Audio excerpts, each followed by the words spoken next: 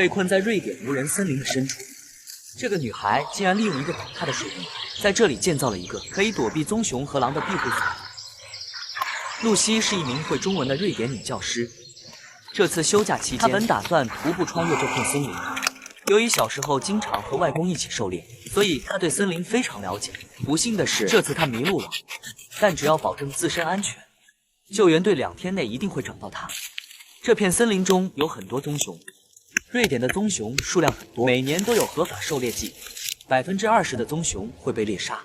这里的棕熊对人类很不友好，所以露西需要做的就是躲避棕熊，保证自身安全，等待救援。她选择的位置非常理想，这个倒塌的树根在靠近岩石处有一个缝隙。露西利用这个缝隙搭建了一个小型庇护所，用树枝作为屋顶框架。接着，她准备了许多树皮，将树皮铺在屋顶上。这样做有2个好处：一是可以防雨，2是可以掩盖气味。要知道，在野外森林中，熊和狼的嗅觉都极其灵敏，它们的嗅觉是人类的100倍以上。庇护所搭建完成后，露西接下来要做的是防止野生动物靠近，这是最关键的一步。这次出行，露西只带了2件装备，一把斧头和一把锯子。如果被困在这里的不是22岁的露西，而是你，只允许带2种装备，你会选择带哪2种？不知是否是幻觉，露西总能隐约听到熊的低吼声。说到底，露西只是个22岁的女孩，说不害怕是假的。露西的外公曾告诉她，在野外迷路时，一定要点燃篝火，无论是熊还是狼，夜晚时最怕的就是火光。点燃篝火后，露西要从树上采集一种特殊物，这是外公教她的方法。知道她在树上找到了什么吗？为什么树上的东西能变成面粉？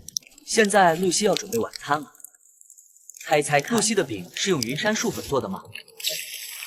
当鸡蛋放入锅中后，蛋液中的半胱氨酸能让棕熊在5公里外就闻到，而树粉饼散发的特殊化油更是天然的诱饵，但它在火把里藏了个绝招。露西在树上收集的其实是树枝，这些树枝具有助燃效果。她把火把浸在树枝里，当夜晚危险来临时，火把就能点燃。现在露西要享用她的晚餐了。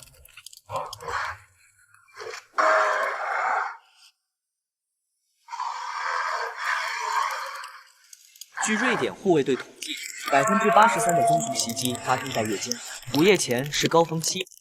此刻，露西听到了一些声响，她迅速点燃火把，通过小洞观察外面的情况，感觉棕熊就在附近，但棕熊不敢靠近。按照外公教的方法，在庇护所周围挂上火把，就能平安度过这个夜晚。夜幕降临，森林一片寂静，静得令人毛骨悚然。露西准备睡觉了，睡着就不害怕了。她认为有2堆篝火在，自己非常安全。各位生存专家，你们觉得这个庇护所还有什么需要改进的地方吗？